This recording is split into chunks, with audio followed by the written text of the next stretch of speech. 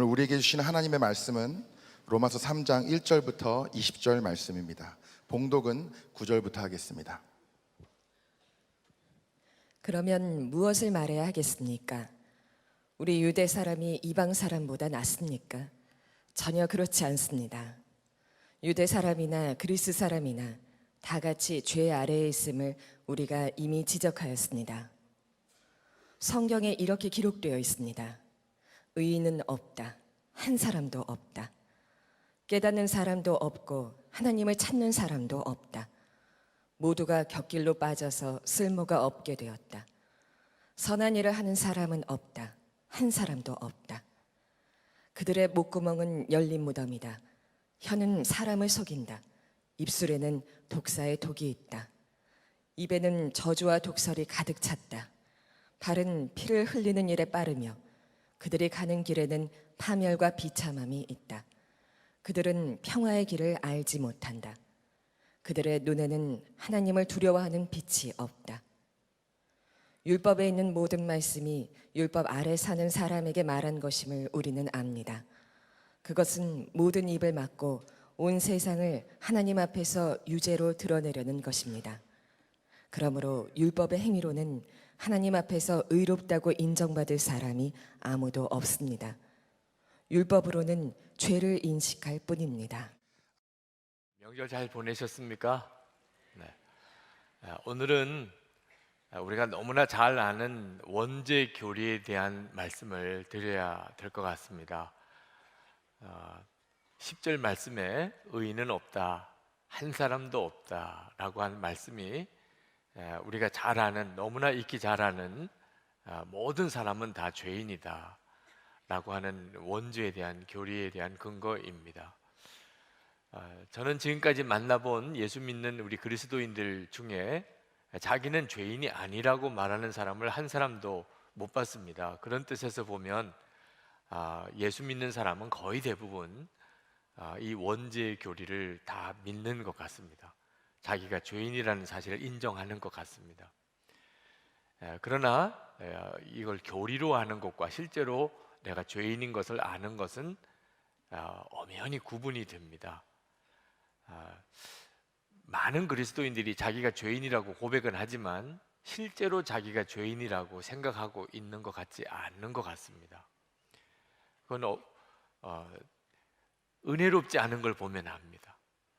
자기가 죄인이라는 사실을 정말 깨달은 사람은 다른 사람에게 은혜롭습니다. 그리고 다른 사람을 정말 사랑합니다. 자기가 어떤 죄인인가를 아는 사람은 다른 사람에게 까다롭지 않습니다. 그러나 실제로 여러분도 다 경험해 보셨겠지만 교회 생활 중에 성도들의 관계가 그렇게 쉽지 않습니다. 갈등도 많고 서로 다툼도 많고 또 서로 정죄하고 판단하는 일도 많습니다. 그건 뭘 말하는 거죠? 자기가 죄인이라는 사실을 아직도 제대로 깨닫고 있지 못하다는 뜻입니다. 한 번은 복음학교를 다녀온 어느 목사님께서 복음학교에서 정말 은혜를 많이 받았는데 한 가지만 이야기하라고 한다면 자기가 얼마나 큰 죄인인가를 깨달았다, 그렇게 말씀을 하셨어요. 정말 귀한 거를 깨달은 거죠. 그런데 참 어이없는 일이기도 하지요. 목사님이신데 자기가 얼마나 큰 죄인인가를 그럼 그동안을 몰랐다는 이야기입니까? 복음학교 가서 깨달았다면 이건 우리들의 이야기이기도 합니다.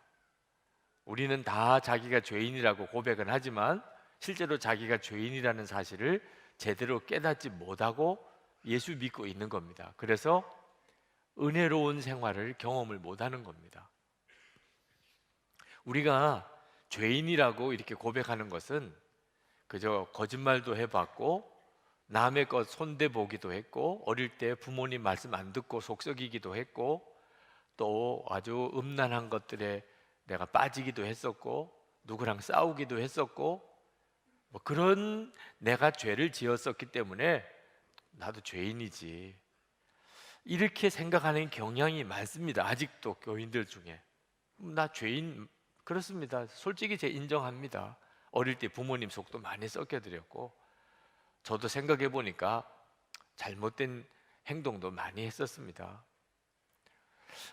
근데 성경이 말하는 의인이 없다, 다 죄인이라고 하는 말의 의미는 로마서 1장에 나오는 하나님의 진노 아래에 있다는 뜻입니다. 다시 말하면 지옥에 갈 자라는 겁니다. 구제불능이라는 뜻입니다. 하여튼 무언가 좋게 볼 게 하나도 없다는, 완전한 죄인이라는, 지옥밖에는 갈 데가 없는 거예요. 이런 경우를 말하는 겁니다. 그런 뜻으로 생각하면 동의 안 하는 사람이 많을 겁니다. 아니요, 사이코패스라든지 이런 끔찍한 죄인들, 또는 가정 파괴범이나 살인을 여러 사람 죽인 살인범이나 이런 사람들은 지옥에 가도 뭐 당연하다고 생각은 드는데, 아니 뭐 어릴 때 부모님 말씀 안 듣고 뭐 또 좀 방탕한 일도 좀 갖고 또 거짓말도 좀 하고 이랬던 것 가지고서 지옥에 가야 된다, 이건 너무 불공평하잖아요. 이렇게 생각하는 경향이 있습니다. 그래서 성경에 없는 개념을 우리는 만들어냅니다. 괜찮은 죄인. 네. 자기는 괜찮은 죄인이에요. 아주 나쁜 죄인은 아니고 그래도 그냥 평균 정도 중간쯤 가는 죄인, 큰 죄인은 아니고 작은 죄인, 이런 식의 개념을 우리 스스로 만들어 놓고 그리고 자기가 그 자리에서 피하고 있는 거죠. 자기가 지옥에 갈 수밖에 없었던 죄인이었다는 그런 의식이 없습니다. 그것은 죄에 대해서 우리가 영 잘못 생각하고 있기 때문이에요. 우리는 이 죄를 실제로 지은 열매들을 생각합니다. 그래서 죄를 많이 지었다, 끔찍한 죄를 지었다, 그런 사람들은 악한 사람. 죄를 짓기는 하지만 아주 작은 죄, 또 그런 죄도 사람들 눈에 거의 드러나지 않고, 그러면 이 사람은 좋은 사람, 건전한 사람, 우리는 그렇게 분류합니다. 그러나 성경은 죄의 양을 가지고 사람을 분류하지 않습니다. 성경은 그 본성을 말하는 거예요. 본성을. 여러분, 사과 나무인지 아닌지는 사과 열매를 많이 맺은 것을 보고 아는 겁니까? 열매가 하나밖에 안 맺혔는데 그 맺혀진 열매가 사과예요. 그러면 무슨 나무입니까? 사과나무죠. 그건 열매가 많이 맺히든 안 맺혔든 그냥 나무가 사과나무인 겁니다. 죄가 있으면 죄인인 거죠. 우리의 본성이 죄인이니까 죄가 나오는 거죠. 죄를 많이 지어서 죄인이 아닌 겁니다. 지금 사도 바울은 우리 모든 사람이 다 하나님의 진노 아래 있다는 사실을 말씀하고 있습니다. 지금 그 내용을 읽고 있는 거예요. 로마서 1장에서 그 말씀 하셨습니다. 모든 사람이 하나님의 진노 아래 있다고. 그러면서 첫 번째로 하나님을 믿지 않는 사람들의 죄성에 대해서, 죄악에 대해서 쭉 설명을 했습니다. 그리고 로마서 2장에 와서는 하나님을 잘 믿는다는 유대인들의 죄악에 대해서 또 폭로했습니다. 사도 바울의 말은 하나님을 잘 믿는다는 사람이든 안 믿는다는 사람이든 다 하나님 앞에서 죄인이라는 겁니다. 그래 로마서 3장에 와서 또 유대인 이야기를 합니다. 이유는 유대인들이 동의를 안 하니까. 유대인들은 사도 바울의 말에 대해서 계속 항의합니다. 우리는 이방인과 달라요.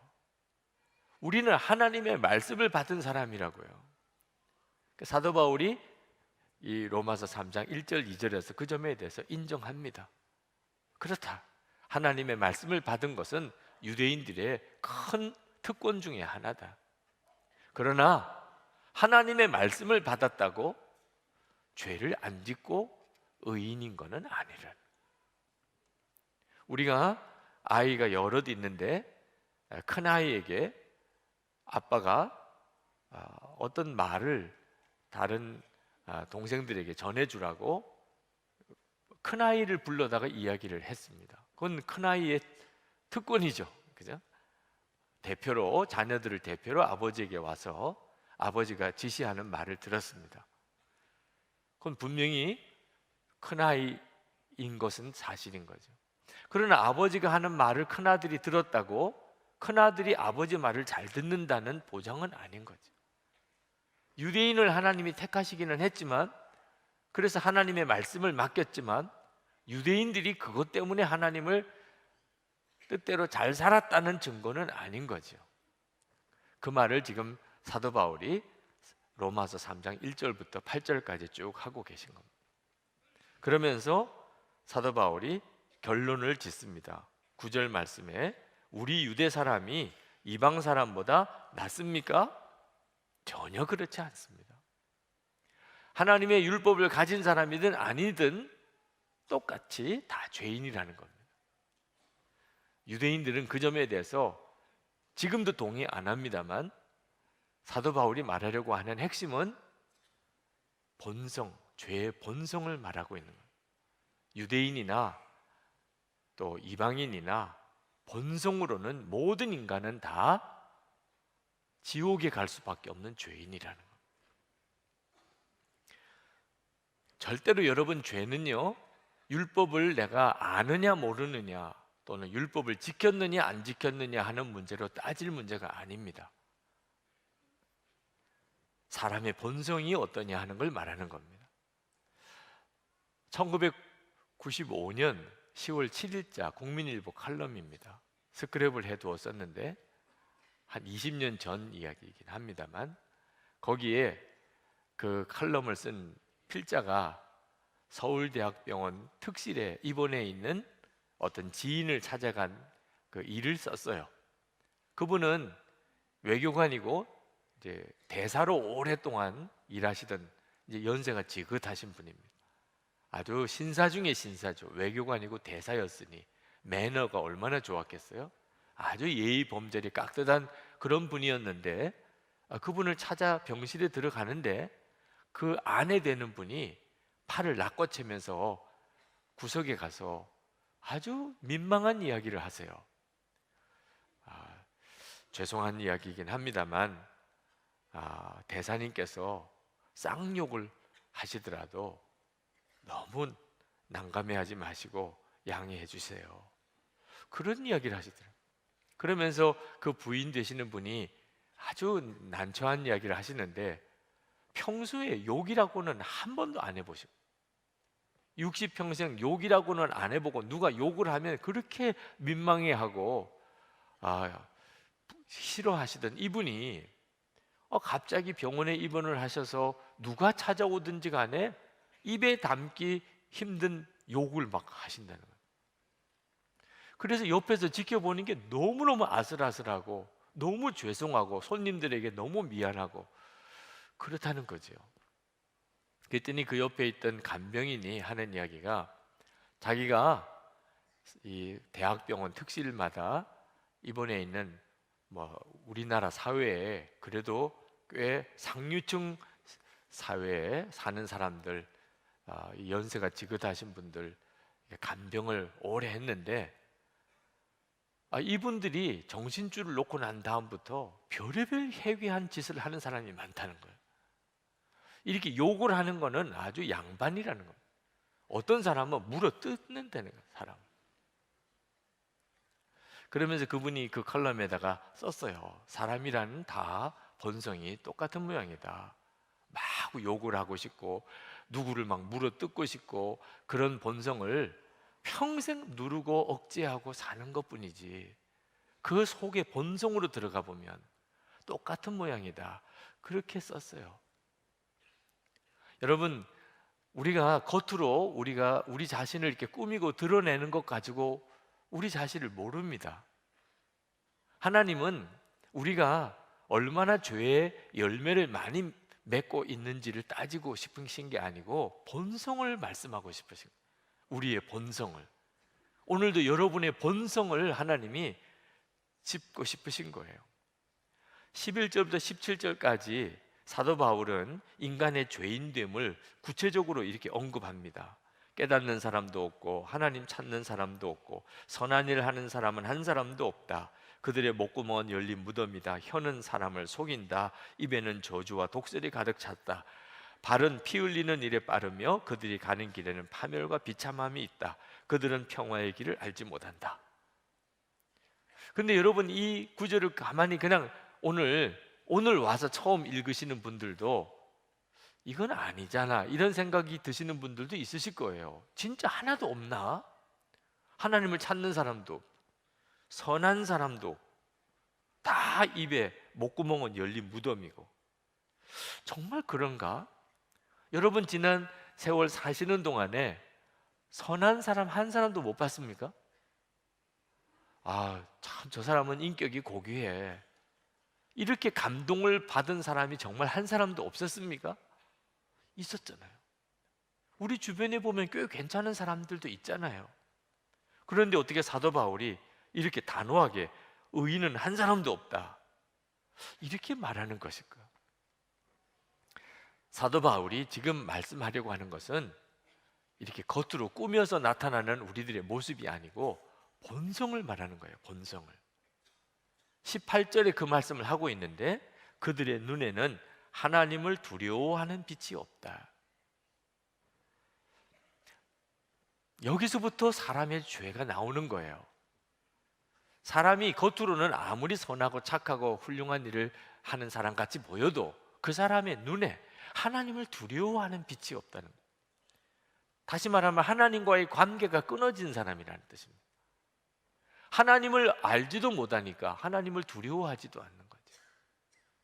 하나님과의 관계가 끊어진 사람을 지금 말씀하고 있는 거예요. 이것이 바로 죄의 본질입니다. 이것을 우리는 선악과 따먹은 아담과 하와의 죄에서 봅니다. 여러분, 아담과 하와가 선악과 따먹은 것이 원죄라고 말하죠. 네. 모든 인간이 죄인이 된 시작입니다. 근데 여러분 한번 생각해 보세요. 여러분 나름대로 그동안에 여러 가지 죄를 경험하셨을 겁니다. 그렇죠? 사람이 짓는 죄가 여러 가지가 있잖아요. 아주 정말 끔찍하고 악한 죄도 있고, 하얀 거짓말이라고 그러나요? 참 충분히 이해할 만한 이런 죄도 있고. 근데 선악과 따먹은 것은 어느 정도쯤 죄인이에요? 하나님이 먹지 말라고 한 선악과를 따먹었어요. 이건 어느 정도쯤 들어가는 죄 같아요? 윤리 도덕으로 생각하면 그게 그렇게 큰 죄 같지 않습니다. 여러분, 아버지가 아들에게 이 사탕 먹으면 안 된다 그랬어요. 근데 어느 날 아들이 그 사탕을 먹었어요. 아버지가 그걸 보고는 너는 내가 먹지 말라고 한 사탕을 먹었지, 이제 너는 내 아들 아니야, 나가. 자, 이랬다면 사탕 먹은 아들도 잘한 건 아니지만 아버지도 너무했잖아요. 아니, 먹지 말라고 한 사탕 먹었다고 아들 아니라고 그러고 내보내요? 이건 너무 지나치잖아요. 근데 선악과 따먹은 게 꼭 그렇잖아요. 하나님이 따먹지 말라고 그랬는데 따먹었습니다. 이제 너 나 끝이야, 에덴 동산에서 나가, 그랬잖아요. 그게 그렇게 큰 죄입니까? 많은 성도들이 자기가 지옥에 갈 죄인이라는 것에 대해서 잘 수긍이 안 되나 봐요. 거짓말 좀 했어요. 나도 어릴 때 부모님 속도 좀 썩였습니다. 그래, 남의 거 손도 좀 댄 적이 있고, 때때로는 나 부끄럽게 음란한 일에 빠진 적도 있었습니다. 그러나 그것 때문에 지옥에 가야 된다, 이건 너무하잖아요. 이게 받아들이지 않는 분들이 여전히 많습니다. 선악과는요, 우리가 짓는 죄 중에 가장 작은 죄 중에 하나같이 보여요. 그런데 이 죄가 온 인류의 원죄라니 도대체 어떻게 이해해야 되는 거죠? 선악과는 하나님을 내 마음에서부터 내쫓은 죄입니다. 우리 마음이 아주 작은 영역인 것 같아 보여도 여기도 하나의 왕국이에요. 아담과 하와의 마음에는 하나님이 왕이셨습니다. 하나님이 왕이셨을 때는 에덴 동산에서 살았어요. 근데 하나님이 하지 말라는 게 하나 있었어요. 선악과를 따먹지 말라. 그 선악과를 따먹지 말라는 것을 지키는 동안에는 하나님이 왕이십니다. 근데 어느 날 마음에 유혹이 들어왔습니다. 하나님이 진짜 선하신가? 왜? 따먹지 말라는 게 있어요. 선악과를 따먹지 말라셔. 하나님이 진짜 좋으신 하나님이라면 다 먹으라고 그러지 왜 하나는 먹지 말라고 그랬을까? 저거 먹으면 눈이 밝아져서 나도 하나님처럼 된대. 마귀가 이제 하나님에 대한 의심을 마음에 자꾸 심어주는 거죠. 근데 문제는 하와가 그걸 마음에 받아들입니다. 하나님이 왕되심이 벌써 무너지고 있어요. 그런가? 정말 그런가? 그러고 보니까 선악과가 진짜 맛있어 보이는 거예요. 하나님이 왜 저렇게 맛있는 걸 먹지 말라고 그랬을까? 선하시지 않나 봐. 하나님이 내가 하나님처럼 되는 것을 싫어하시나 봐. 별의별 생각을 하면서 마귀가 주는 마음을 품어버려요. 그건 무슨 뜻이냐? 하나님을 내쫓는 거죠. 반역이 일어나는 겁니다. 이제부터 하와에게 하나님은 하나님이 아니세요. 하와 자기가 하나님이에요. 하고 싶으면 해야 되는 거예요. 내가 하고 싶은데 왜 하지 말라고 그러셔? 먹고 싶은데 왜 먹지 말라고 그러셔? 나는 먹을 거야. 그리고 결국은 하와가 선악과를 따먹습니다. 선악과를 따먹는 순간 하나님은 하와에게 하나님이 아니시게 됩니다. 하나님이 마음에서 하나님을 내쫓아 버린 거죠. 아담이 똑같은 일을 합니다. 아담의 마음에도 똑같이 유혹이 들어옵니다. 하나님은 먹지 말라고 그랬는데 아내가 먹으라는 거예요. 아담도 잠시 갈등이 오지만 하나님을 버립니다. 아내 말을 받아요. 그리고 선악과를 먹습니다. 결국 선악과를 따먹은 죄는 무슨 죄지요? 하나님을 향한 반역입니다. 내 마음에서 하나님이 왕 되심을 거절한 거죠. 더 이상 하나님이 내 마음에 왕으로 계시는 걸 싫어하는 거예요. 이게 사람의 죄의 본성이에요. 로마서 1장 28절에 그들이 마음에 하나님 두기를 싫어하며, 이것이 죄예요. 마음에 하나님 두기를 싫어하는 거예요. 여러분, 이 시간에 여러분 자신에게 묻는 겁니다. 여러분은 마음에 하나님 두기를 좋아하십니까? 사람은요, 다 마음에 하나님 두기를 싫어한다고 그랬습니다. 왜? 마음대로 못 사니까. 여러분, 이번 명절을 지내면서 여러분은 하나님 마음에 두기를 싫어했던 적이 없으셨나요? 하나님 내 마음에 왕으로 계시는 것이 싫어, 부담스러워.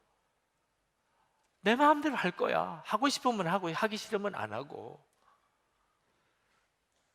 이건 우리 모든 사람이 가지고 있는 공통된 속성입니다. 자녀 길러보면 어쩔 수 없이 이건 해라, 이건 하지 마라 이렇게 가르치게 됩니다. 어릴 때는 곧장 말을 잘 듣더니 아이들이 자라면서 서서히 반항을 하기 시작해요. 이거 해, 이거 하지 마. 그때마다 아이들이 토를 달고 거부하기도 하고 따지기도 하고 또 말 안 듣기도 하고. 그러다가 어느 정도쯤 지나고 나면 그 다음에는 아이가 막 소리를 지릅니다.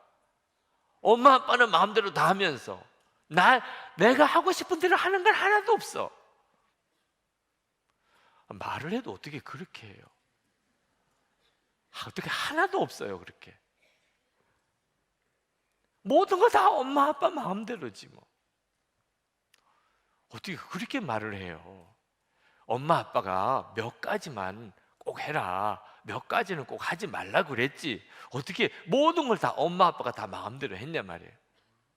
그래서 이제 또 그렇게 또 말을 하면 또 진짜 정말 싸움 나는 거죠. 그때는 알아야 돼요. 우리 아이의 마음속에 독립선언을 했구나. 이제 독립군이에요. 이제 내 마음대로 하겠어. 엄마 아빠 손대지 마. 내 인생이야. 내 인생이야. 내가 잘 되든 못 되든 내 인생이야. 그러니 엄마 아빠 이제 손대지 마. 간섭하지 마. 사람의 본성 속에 있어요. 내 마음대로 할 거야. 여러분, 가장 나를 사랑하고 아끼는 분이 부모 아닙니까? 부모님에게 그래요. 그건 하나님에게 우리가 그렇게 한 거예요. 하나님에게. 하나님, 이젠 내 마음대로 할 거예요. 하나님을 아주 잘 믿는 사람들 중에 하나님, 저를 축복해 주세요. 하나님, 제 기도에 응답해 주세요. 하나님, 축복의 하나님, 은혜의 하나님 아니십니까? 저 좀 잘 되게 해주세요. 좀 한번 잘 살아보고 싶습니다. 이런 식으로 하나님을 믿고 기도하는 사람들은 아직까지 진짜 하나님 믿은 거 아닙니다. 그는 여전히 하나님과 사이에서 중심은 자기예요. 자기가 생각하는 대로 원하는 대로 안 되면 그는 하나님을 저주하고 하나님 부인하고 떠납니다.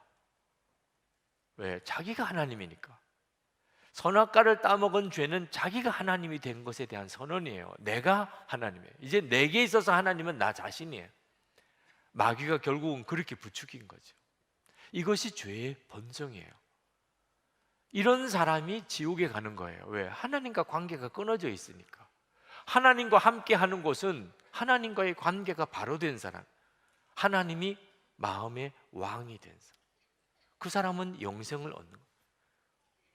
하나님과 관계가 끊어진 사람은 결국은 갈 데가 지옥밖에 없어요.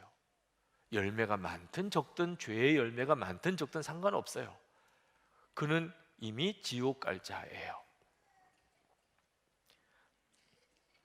누가복음 18장에 예수님께서 이 문제에 대해서 한 사건을 통하여 우리에게 정확하게 또 이야기를 해주고 계십니다. 부자 관원인 어떤 청년이 예수님께 와서 어떻게 하면 영생을 얻을 수 있겠습니까? 라고 물었어요. 여러분, 부자요, 관원이요, 청년인데 믿음도 좋아. 꼭 사회 삼으시기 바랍니다. 뭘 더 찾겠어요? 이 세 가지가 다, 네 가지가 다 있는데. 그러니 대단한 사람, 영생이 있으면 그 청년이 얻는 거죠. 부자요, 관원이요, 청년인데 영생을 구하고 있어요. 그리고 율법을 다 지켰대. 뭐 더 볼 게 있겠어요? 당연히 그 청년이 영생을 얻은 거지. 그런데 예수님은 한 가지 부족하다고 그랬어요. 한 가지 부족하다. 그러면서 말씀하시기를, 내 가지고 있는 재산 가난한 사람에게 다 나눠주고 나를 따르라. 그러면 천국에서 내 상급이 클 것이다. 여러분, 예수님이 하신 말씀을 영생을 얻으려면 가진 재산 가난한 사람에게 다 나눠주는 것이구나. 아닙니다. 그런 뜻으로 하신 말씀 아닙니다. 영생 얻는 조건을 말씀하시려고 하신 말씀 아닙니다. 예수님께서 말씀하신 핵심은 내 마음의 주인이 누구냐 하는 걸 묻는 거예요. 내가 부자요, 관원이요, 젊지만 하나님의 율법을 잘 지키고 그리고 영생에 대한 갈망도 있지만 물어보고 싶다. 영생을 얻으려고 했으니 물어보고 싶다. 내 마음의 주인이 누구냐? 그래서 주님이 가진 재산 다 가난한 사람에 나눠주고 나를 따라오너라. 예수님이 마음의 주님이신 사람, 하나님이 마음의 왕이 된 사람에게는 아무 문제가 안 돼요. 예수님이 하신 말씀. 그렇습니까? 그러면 가난한 사람에게 내 재산 다 나눠주고 주님 저 따라가겠습니다. 이거 정말 엄청난 축복을 받은 거죠. 가지고 있는 재산 다 나눠주고 영생 얻을 수 있다면 이 사람은 수지 맞은 거예요. 여러분, 우리가 결국은 죽게 될 육신의 생명을 연장하는 일에도 가진 재산 다 씁니다. 빚까지 져요. 수억 원의 빚까지 진다고요. 이 생명 조금 더 연장하기 위해서 병원에다가 그 엄청난 돈 다, 치료비, 입원비, 수술비 다 지불하고, 그리고 우리 육신의 생명도 연장하려는 게 우리들 아닙니까? 그래서 겨우 몇 년 더 사는 거잖아요. 빚은 엄청나게 지고. 그런데 영생이에요. 육신의 생명도 아니고. 가진 재산 다 가난한 사람에게 나눠주고 영생을 얻을 수 있다면 이건 뭐 수지 맞은 거죠. 그런데 이 부자 청년에게는 그 순간에 온몸이 굳어버리는 것 같았어요. 왜? 마음의 중심에 주인이 돈이었기 때문에. 돈이었어요. 돈이 그 사람의 낙이고 기쁨이고 사는 이유였어요. 그러니까 돈 나눠주려니까 이건 못하겠다는 거예요. 영생을, 그렇게 귀한 영생을 얻으려고 와놓고도 돈하고 영생하고 비교가 돼요? 그런데 이게 비교가 될 정도가 아니고 못하는 거예요. 그리고는 떠나갔어요. 영생을 잃어버리는 한이 있어도 돈은 잃어버릴 수가 없어. 그래서 이 부자 청년이 영생을 못 얻은 겁니다. 왜? 율법을 안 지킨 거 아니잖아요. 어려서부터 율법을 다 지켰대. 율법을 지켜서 사람이 의로워지는 거 아니라는 확실한 증거죠. 사람이 마음에 돈을 주인 삼고 사는 사람도 겉으로는 율법을 잘 지키는 것처럼 살 수 있다. 이거 말씀에서 우리에게 깨우쳐 주시는 거예요. 얼마든지 그렇게 할 수 있어요.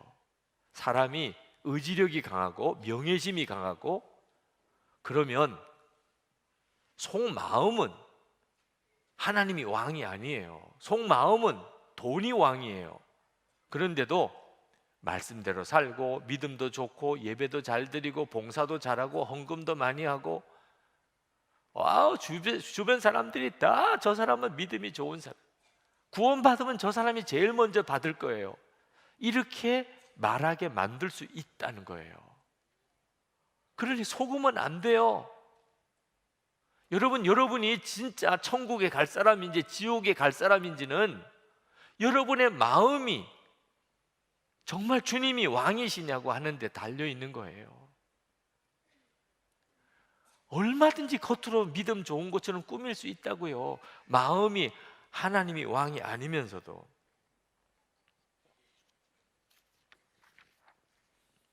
그래서 사도 바울이 율법을 자랑하는 유대인들에게 율법을 가진 것은 참 너희들이 귀한 특권이지만 율법으로는 의롭다함을 받을 사람이 없어 라는. 너희들의 마음이 뒤집어지지 않으면, 마음에 예수님이 왕이 아니시면 너희들은 구원받을 수가 없어. 율법은 우리 마음을 뒤바꾸지를 못합니다. 율법은 그저 우리가 죄인인 것만 인식하게 해줄 뿐이에요. 20절에 그러므로 율법의 행위로는 하나님 앞에서 의롭다고 인정함을 받을 사람이 아무도 없습니다. 율법으로는 죄를 인식할 뿐입니다. 자, 이제 여러분에게 묻고 싶어요. 여러분이 진짜 지옥에 갈 수밖에 없는 죄인이었다는 것을 깨달았습니까? 그건 어떤 걸 깨닫는 걸 말하죠? 내가 마음으로 하나님을 기뻐하지 않은 사람이었어. 내가 죽고 난 다음에 천국에는 가고 싶었지만 내 마음에 하나님을 왕으로 모시고 살고 싶은 마음은 없었어요. 하나님이 어떤 때는 부담스러웠어요. 하여튼 하기 싫은 것만 하라고 그러고 하고 싶은 건 하지 말라고 그러고 그러는 하나님. 그런 하나님을 마음의 왕으로 모시고 사는 것은 끔찍한 것이라고 생각했어요. 그건 아주 너무 싫은 삶이었어요. 낙이 없는 삶이었어요. 이렇게 생각했던 사람들, 아주 뿌리 깊은 지옥의 자식이에요. 내가 지옥 갈 사람이었구나. 하나님을 마음에 두기 싫은 것 자체가 지옥이니까. 내가 그런 사람이었구나. 그럼 뭐 딴 사람 확인할 거 없이 본인 자신만 확인하면 됩니다. 내가 그런 사람이었구나. 그런데 하나님이 나를 찾아오신 거예요.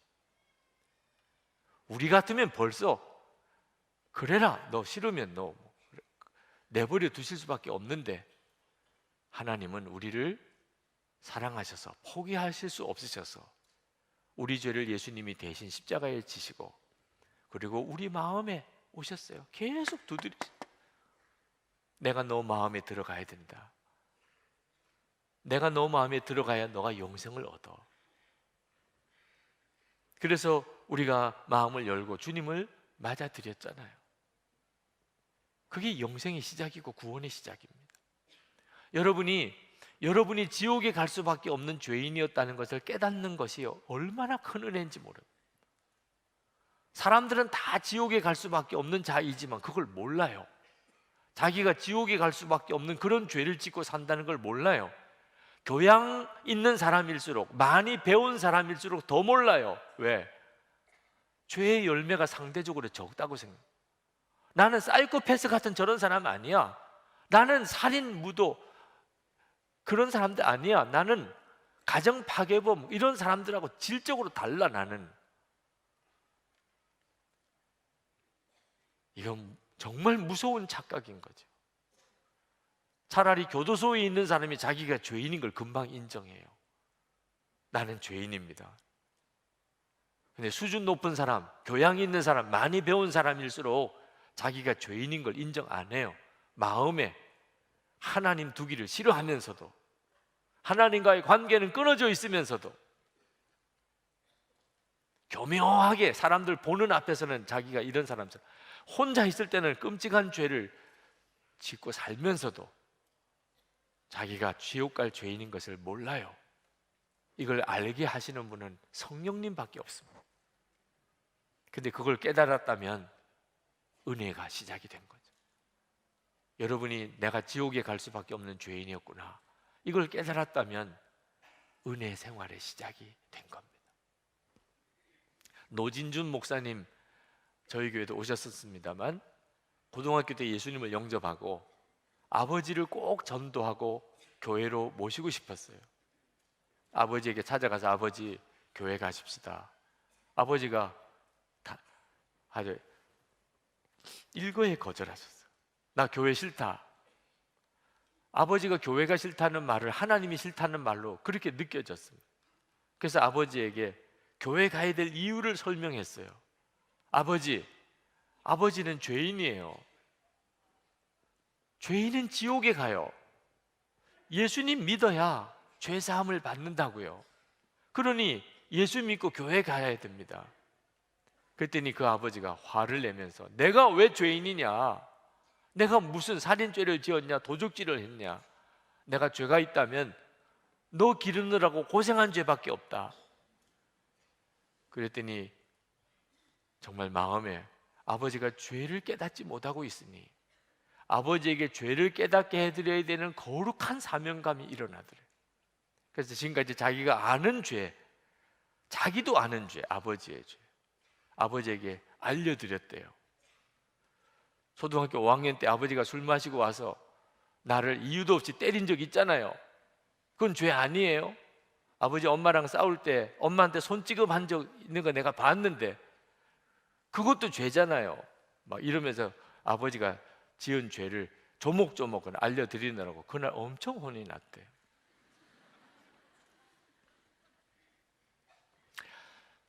자기가 죄인인 것을 그 어떤 방법으로도 사실 깨우쳐 줄 수가 없어요. 성령께서 역사하셔야 됩니다. 오늘 이 시간에도 성령께서 역사하시기를 원합니다. 이건 놀라운 일이, 기적이에요. 내가 어떤 죄인인가를 깨달았다는 것은 이미 내 속에 생명의 시작이 된 겁니다. 성령께서 오시니까 비로소 내 실상을 알게 되는 거죠. 지난 다시복음 앞에 집회 때 외국 선교의 유병국 선교사님이 이 자리에서 말씀을 전하면서 그 아프리카 감비아에서 사역하실 때 이야기하셨습니다. 어느 날 그 근처에 있는 무슬림 고등학교의 선생님 한 분이 찾아오셨어요. 왜 오셨냐 그랬더니 성경을 배우고 싶다는 거예요. 깜짝 놀랐어요. 성경을 배우고 싶다는데 성경을 가르칠 수밖에 없지요, 선교사님이니까. 그런데 가만히 알아보니까 이분이 성경을 배우려고 온 동기가 선교사님에게 무언가 시비거리를 만들고 선교사를 내어 쫓으려고 온 거예요. 이분이 아주 무슬림 교리에 정통한 사람입니다. 그러니까 선교사님과 논쟁을 하려고 온 거예요. 자, 성경을 배우고 싶다는데 성경을 가르쳐야 되나? 아니면은 뭐 의도가 그런 의도니까 아주 모른 척하고 거부해야 되나? 그래도 성경을 배우겠다고 온 사람에게 성경을 가르치지 않겠다고 할 수도 없고 해서 성경을 가르치기로 마음이 결심을 했는데 하나님 지혜를 주십시오. 어떻게 해야 됩니까? 그러다가 한 가지 지혜가 떠오른 게 있었어요. 그래서 그분을 만나서 제가 성경을 가르쳐 드리겠습니다. 자, 그러면 제가 가르치는 선생이고 당신은 제자인 학생이지요. 제가 하라는 대로 하셔야 됩니다. 이제 제가 성경을 가르쳐 드릴 텐데 질문하고 싶은 게 생길 겁니다. 제가 질문하라고 할 때까지는 절대 질문하면 안 됩니다. 그렇게 하시겠습니까? 질문할 시간은 드리겠습니다. 그랬더니 그분이 그렇게 하자. 자기도 학교에서 가르치는 선생이니까 선생님이 하라는 대로 그렇게 하겠다고. 그래서 그때부터 사형리를 가지고 이제 성경을 가르치기 시작을 했어요. 4번 만나기로 약속한 거죠. 첫째 날 사형리를 가르치는데 얼굴이 막 몇 번이고 일그러지는데 말을 하고 싶어 하더래요. 그래서 질문을 해도 되냐? 제가 질문할 시간을 드릴 때까지는 질문하지 마십시오. 그랬더니 막 너무너무 힘들어 하더래요. 2번째 시간에 아주 막 진땀을 흘리더래요. 질문해도 되느냐? 아니요. 질문할 시간 드릴 테니까 가만히 계세요. 3번째 시간에는 거의 죽을 것 같이 힘들어 하더래요. 자, 이제 마지막 시간에 이제 4번째 원리를 가르치고 이제 질문을 하게 해드려야 되거든요. 질문할 시간을 주겠다고 그랬으니까 이제는 결국 그날이 오는구나 그렇게 생각하고 제가 이제 다 가르쳐 드렸고 제가 기도로 마무리하고 질문하시기도 합시다. 그리고 기도를 하려고 하니까 이분이 제가 기도하면 안 되겠습니까? 그러시라고. 그럼 당신이 기도하시고 싶으시면 기도하시라고. 그랬더니 그분이 주 예수님, 나는 죄인입니다. 그러면서 그냥 땀을 뻘뻘 흘리면서 자기의 죄를 토해내는 회개의 기도를 그렇게 하시더래요. 기도를 들으면서도 이게 무슨 일인가 싶더래요. 기도가 끝나고 난 다음에 당신이 예수님을 영접했습니까? 라고 물었더니 그랬다는 거예요. 언제 그랬습니까? 당신한테 성경을 배우는 중에 그래. 처음에는 자기가 무슬림 교리로 당신과 시비를 붙어서 당신을 내쫓으려고 그렇게 내가 왔는데 4번 하나님의 말씀을 듣는 중에 내가 죄인인 것을 깨닫고 예수님이 구주이신 것을 내가 알게 됐다. 바로 이 자리에서 간증하신 내용이죠. 참 하나님의 역사는 놀랍습니다. 어느 누구에게나 그가 마음을 열고 진짜 복음을 들으면 그가 알게 돼요. 내가 왜 죄인인가를, 무엇이 죄인가를. 하나님을 내 마음에서 내쫓은 거예요. 이게 말이 안 되는 일인데 선악과 따먹을 때부터 우리에게 일어난 일입니다. 우리는 살아가는 동안에 하나님을 내 마음에서 내쫓는 일을 얼마나 많이 하는지 모르. 이게 얼마나 큰 죄인 줄을 모르는 거예요. 결국 그 사람이 어디를 가겠어요? 지옥이죠. 하나님의 진노 아래 있는 거예요. 여러분이 정말 지옥에 갈 수밖에 없던 그 죄인이었다.